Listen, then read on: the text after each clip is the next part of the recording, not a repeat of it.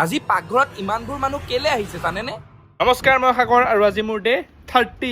ৰাতিপুৱাই ভিডিঅ'টো এডিট কৰিবলৈ স্ক্ৰিপ্টখন লিখিবলৈ বহিছো, কাৰণ স্ক্ৰিপ্টখন ভাল হলেহে ভিডিঅ'টো চাই ভাল লাগিব। তাৰ পিছত গলো চিধাই জিম।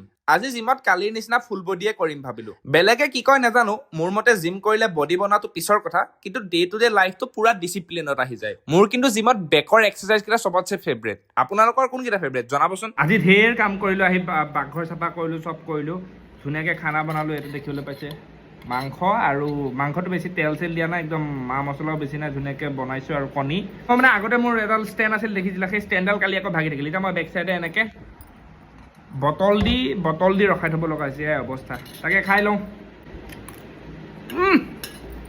খাই কৰি মোৰ আকৌ যাব হলেই নহয়। এতিয়া 5 ঘণ্টাৰ কাৰণে মই ফোনৰ পৰা আঁতৰত থাকিম। আজি আমি চব চাহ খাবলৈ ওলাই আহিলো। কালি কৈছিলোহে মই বাহিৰত আৰু নাখাওঁ, কিন্তু আজি কচুৰি এটা মাৰিয়ে দিলো নহয়। থেই, ৰুম আহি দেখো ৱা চব মানুহচোন ৰুমত আহি উৎপাত। পাকঘৰত দেখো খানা বনাবলৈ মানুহ কিন্তু কিয় জানিবলৈ নেক্সট এপিছডটোলৈ ৰখিব লাগিব। তেতিয়ালৈকে ফ'ল'টো কৰি যাব।